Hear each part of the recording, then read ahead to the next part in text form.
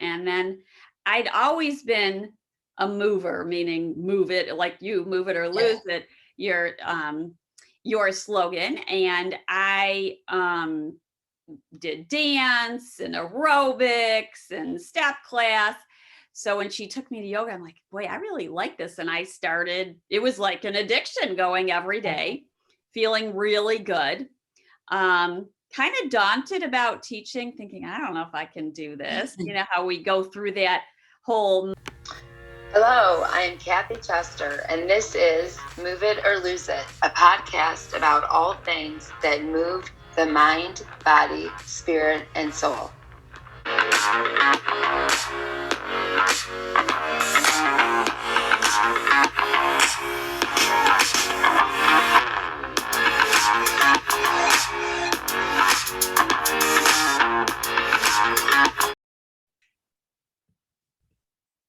Welcome to Move It or Lose It podcast. And today I am honored to have Mindy Eisenberg, who is a friend and someone I've known for many years. And sometimes in the podcast world, you get told some big names, some people that you should interview. And every once in a while, you get to choose as the podcast host who you want to interview. And so I was very excited, Mindy, to be able to interview you. So as I now have to read all of to introduce you, all of the things that you have done, it is so long that I couldn't even list them all. So it is like unbelievable. I mean, I thought I knew you, but wow. So Mindy is a yoga instructor, therapist since 2004, founder and director of Growing Yoga Moves, MS, program community here in Southeastern Michigan, leads an annual fundraiser for Yoga Moves MS program, offers private yoga therapy to seniors, those with MS, and also neurological muscular conditions. Administrator at University of Michigan Medical Center, 1989 to 1986, holds a master's degree at the University of Michigan, and then also holds Health Services Administration in 1989, Bachelor's of Science at Northwestern University, 1983, and a list of affiliations and training certifications that is a mile long. So you will have to check out her website to see all of the things that this woman has accomplished and continues to get certified. So needless to say, it is an honor to have you. Thank you. Thank you. I take pride in learning from others. I'm always on a quest to learn more. I was just looking at a session to sign up for this morning. So I love that. Something you and I both definitely have in common. During COVID, I think people were just, I'm bored. I'm like, bored. I'm going to take this time to get certified. And then I had fun getting that. So kind of the same kind of personality. So for sure. So I want to talk about your background. So tell me when you got started, when you started at Michigan, where did you begin? Where did you think you were going? That's a good question. When I got a master's in health service administration, I always thought I was going to be an administrator. I didn't think I wanted to be a doctor, a caregiver, or a nurse or whatever. There's so many wonderful therapists out there. So I was an administrator until from when I graduated from my master's until my son was born. So I worked in a hospice before that, in between undergrad and getting my master's, and I think that was also pivotal for me in terms of seeing how caregivers relate with their patients and what is really important in the caregiving world, in the healthcare world, but even beyond that. Yeah, I think I met you the first time actually in Dr. Rossman's office at the Mind Center in Orchard Lake in Farmington Hills. I think that's where I met you the first time. I had done I think you were at that time doing some of the yoga there every once in a while. You know what? The first time, so that was a big change, was that I was invited by my son's nursery school teacher to come to the support group at the Mind. And that's why Dr. Rossman's wife led, right? Yes. Sonia was, or Yeah, Sonda was running that Sonda. at the time. And it was a very nice size group, and they were pretty close. And we did a sample what's adaptive yoga session with them. And then after that group of people asked me to continue. And so we do that group every Tuesday night, pretty religious. Wow, that's awesome. Yeah. I didn't even know that was still happening. I mean, I see your name when I go in there, but that's awesome. That's great that you're still doing that. And so you started doing that several years ago. And that started 15 years ago, to be exact. I think it was literally after I took the teacher training, my first yoga teacher training.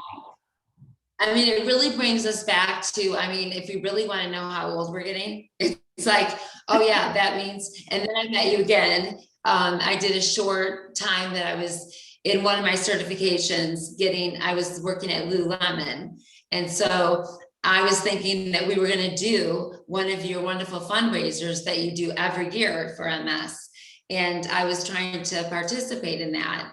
At that time, I was very young, very naive, and thought that I was getting help with that, and they wanted to do it with me.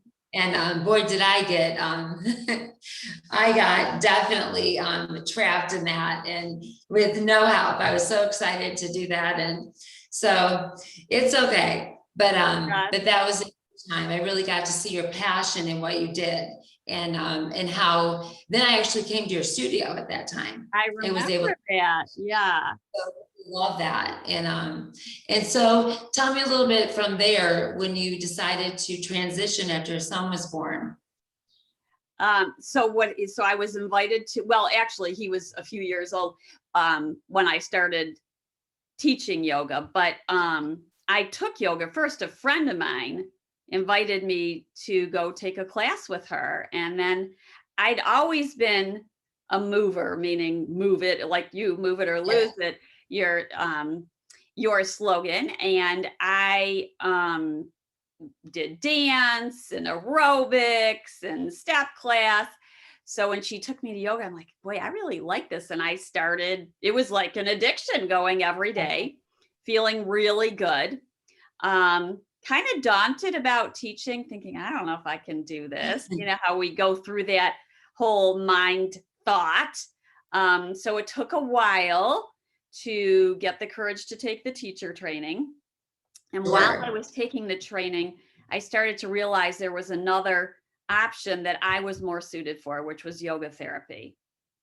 And that's where at the same time, I literally started taking yoga therapy classes as well. Okay. Yeah. And then now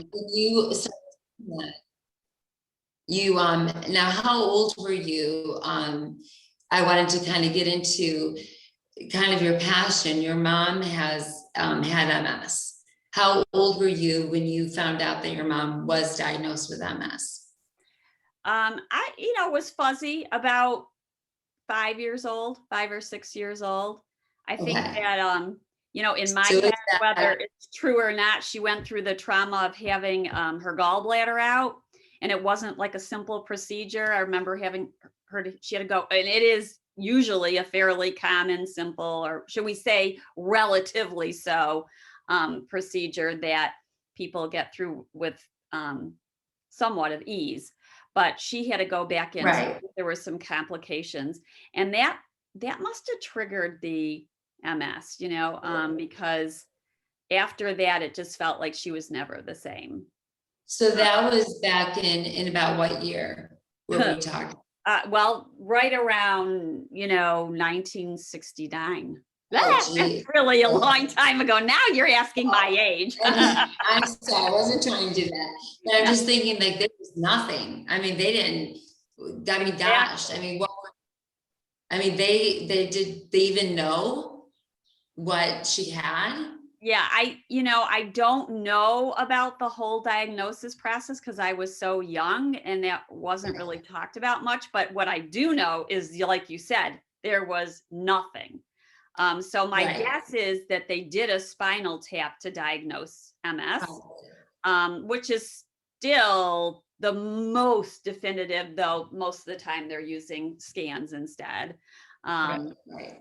And so what they didn't know and how much progress has been made to date is there weren't therapies. The only thing that was out there was like Valium, great, put her to sleep, maybe, and then steroids.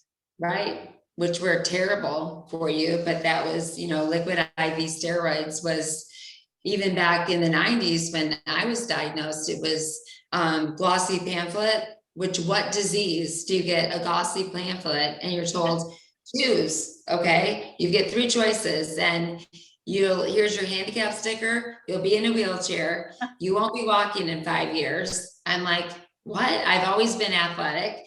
And so like our personalities are similar. I was like, screw this. And I went, I did water aerobics with a bunch of seniors.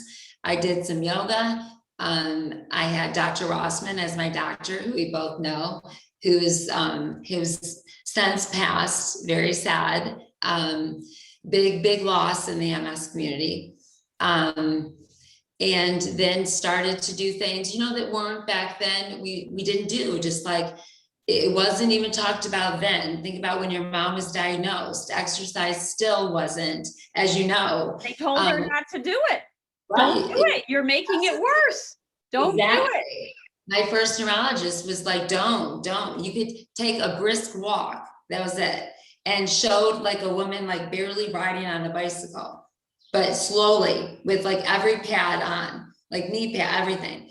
So I was like, what? That's kind of scary. Yeah. And I thought none of this makes sense to me because our bodies are meant to move. And if atrophy sets in and this doesn't make any sense. So I just started to try to put movement in that. And thinking back to then, was it smart movement? Probably not, but it was what I knew to do. And and you were following your intuition. Right. And even though back then it wasn't, I did the movement that I thought made the most sense and kept me stronger and healthy. And I felt, as I saw other patients my age decline, I was staying stronger and stronger. And so it's always sad for me to see the patients that were diagnosed so much before me or even after and just didn't have the knowledge to know about movement, that wasn't there. How would you say that you've been able to make an impact in the MS community? I mean, I know, but what do you feel? Well, I mean, number one, my mother, if we go back to that, who wasn't moving, started to become more and more contracted. And like you said, her muscles atrophied. So maybe she wouldn't have progressed as fast. She still had primary progressive. So most likely she would have progressed at a steady pace, but maybe it would have slowed it down a little bit. What I think the biggest mark that we've been able to make through Yoga Moves MS is community. Yes. Agree. And people have a place to go to, and they're not identified by their MS. They're people. And first and foremost, they're human beings. And community has been so beautiful. I didn't plan it. You know what? No one said to me, community is the most important thing you're going to do.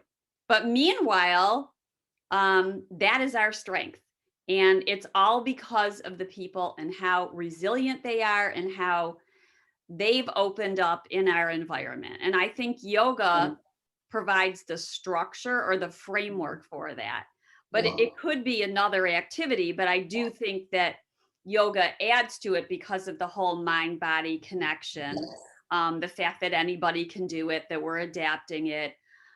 some of the philosophy about turning inward. I think that has all been, they love coming in and breathing and a little bit of stillness and meditation, but they also love to come in and congregate and talk.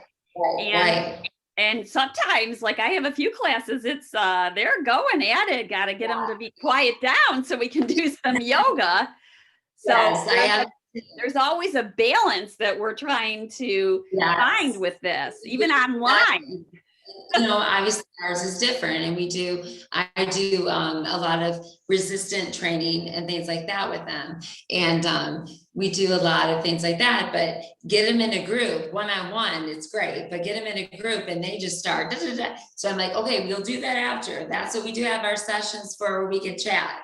But you're right. I mean, especially doing Zoom stuff over, this whole shutdown has been so incredibly wonderful to be able to have that. I can't imagine what it would have been like to not be able to Zoom or to do things with all of these autoimmune diseases and the loneliness that some of the things that I've been able to do is Zoom with my MS patients and clients in different countries.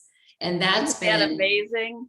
Oh my goodness. I mean, I can't, that are locked down in Canada and India, and to be able to do that with them and give them some hope and give them, we do the workout and then give them like 15 minutes to chat about what's going on, because they don't get that.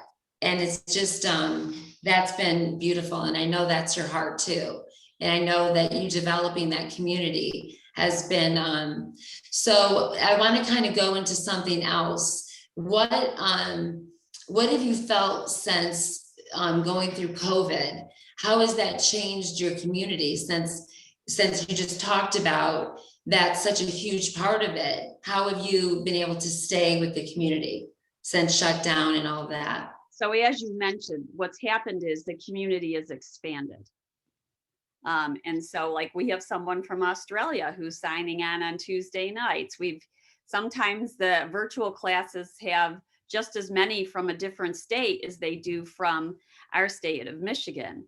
So that's been really beautiful. And I love that. Yeah. And I am aware that they're talking outside of class, which is awesome. Yeah. That they're getting together virtually. We have one student, he's pretty amazing.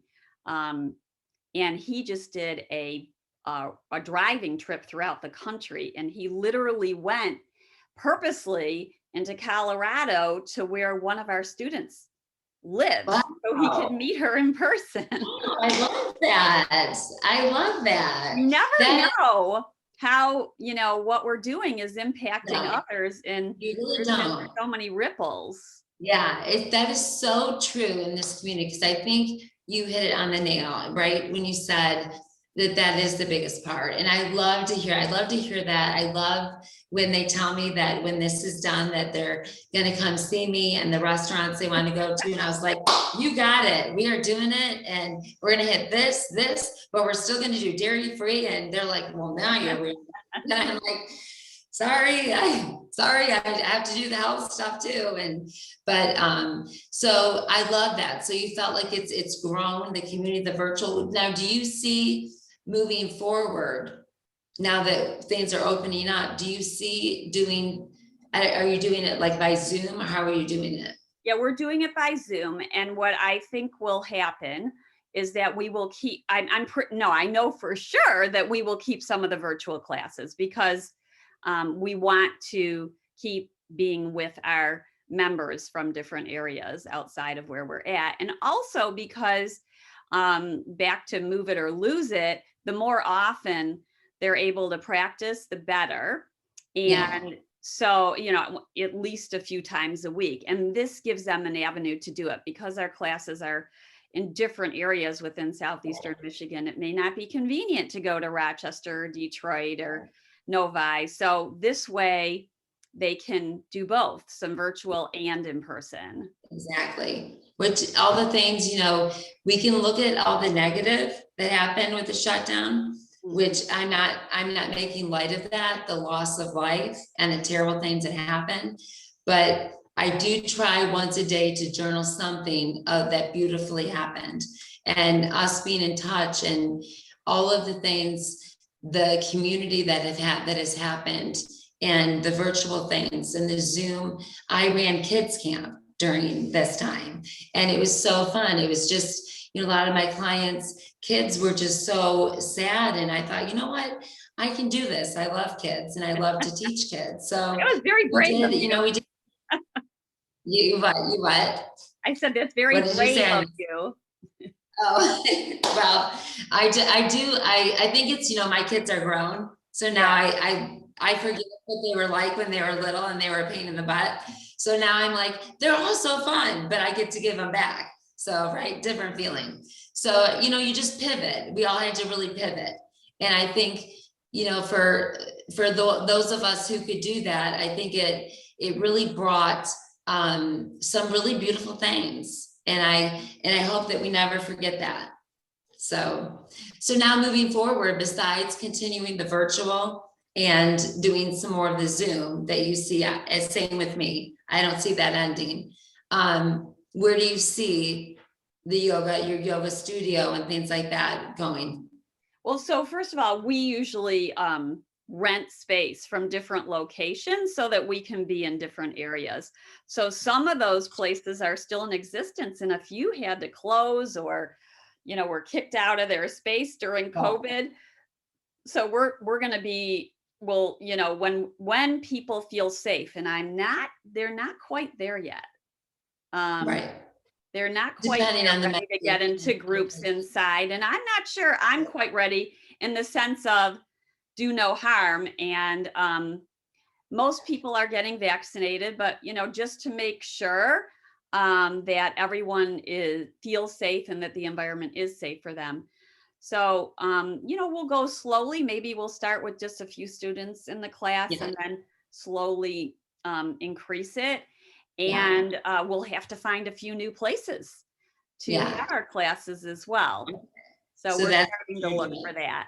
Okay, very interesting. Yeah, that's what we've kind of had to do, is pivot around and do some of that. And it's not been all bad, because I thought, one thing I'm sure you feel the same, I didn't want to do is feel the pressure of what I saw a lot of the small businesses do is shut down and then go find something fast. And I thought, no, let's just wait it out, see what's happening, and look for something after. Let's not be crazy. And so, we've got a beautiful studio adjacent to where we live, and it's been able to hold very small, which is exactly what I want to do, and be able to, meet with my autoimmune clients and I work with several of that. So it's been a beautiful area to do that. So I think you're very smart to go slow and I love that you don't feel the pressure that so many of the studios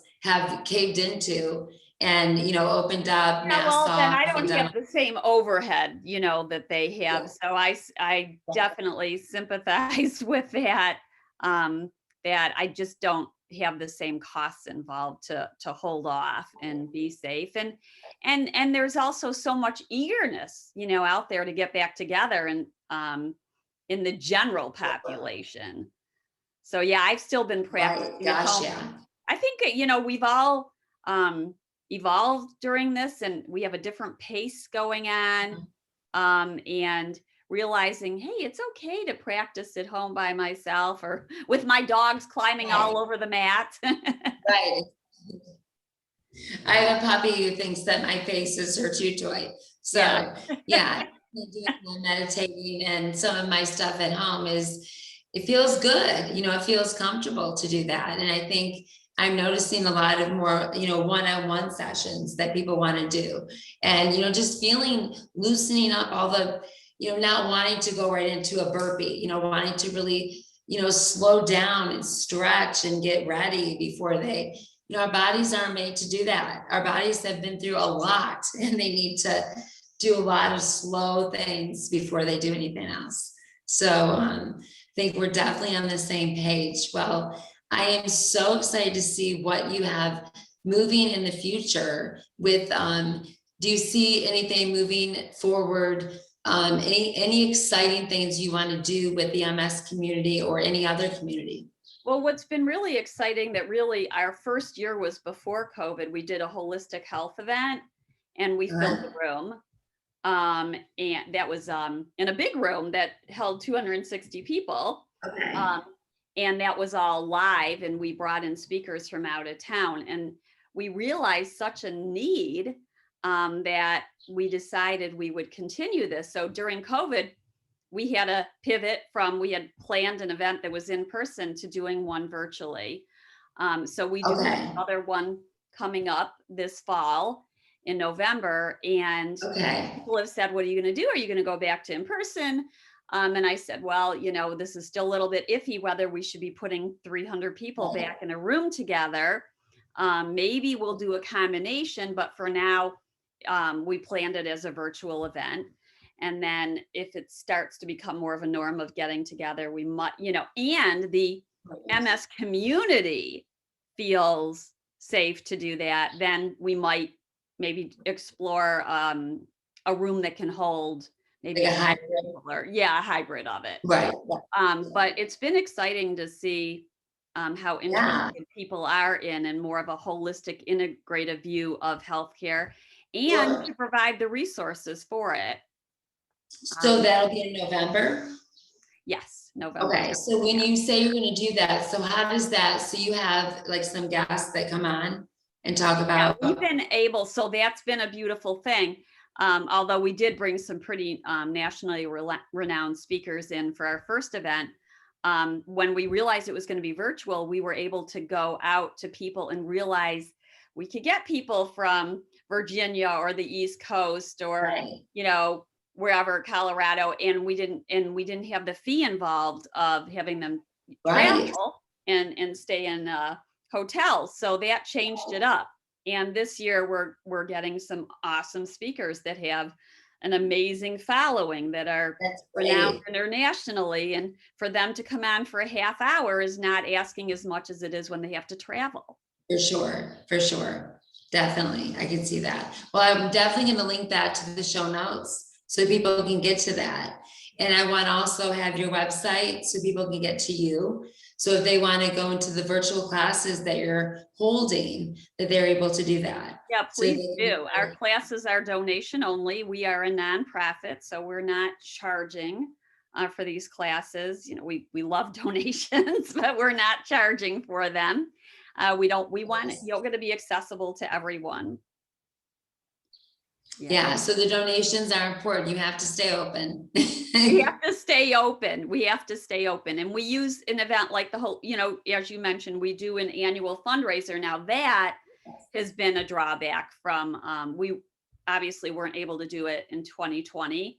And I didn't feel that I could plan one in 2021 and know that it was going to happen. And there's so much that goes into it. Our students that's one of the things that they get really active in, is collecting items for our silent auction. And, you know, we rent space out and somebody takes charge of the centerpieces. You know, a lot goes on, and we didn't want to take that, you know, that risk at this point. So we'll skip another year of that, but so how many people really important. I didn't hear you. How many people, sorry, I interrupted you. How many people do you have on your team now? When you say working with you, we have 10 other instructors who teach with me. And so what I've been doing throughout COVID is having everybody rotate teaching. So that way we don't get too rusty. So we're offering daily classes and we're rotating who is teaching them. Yeah. So very smart, because I can tell a difference. My team really is the students. No, go ahead. Yeah, I was going to say, you know, the team is the students. It's not just our teachers. I view us as facilitators. Yes. And they teach us a lot. Oh gosh, yeah, don't they? I can tell with my instructors that it's been funny as we've moved from, you know, virtual, staying with that, the park, coming indoor for very small, it's like all of a sudden it's like retraining, forgetting. So I'm glad that we've stayed, doing things so that we all don't forget what we're doing. It is easy to forget, especially with everything going on cognitively, it's, oh boy. So, Yes. but I love it. I want to definitely participate. I would love, let's talk after about, doing something together. It'd be really fun to do something That would be, I together. would love it.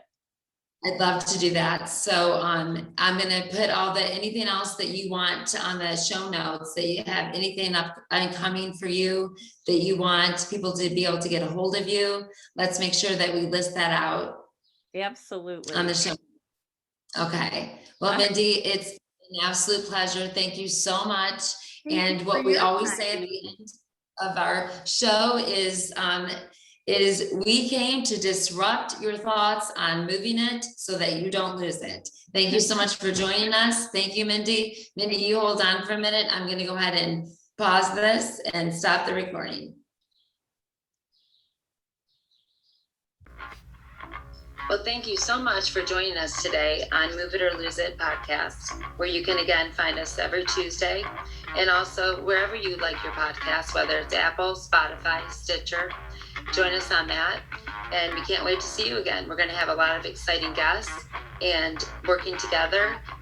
And as always, you'll hear us say at the end of every podcast, we are stronger together. So let's do it. Let's become stronger together.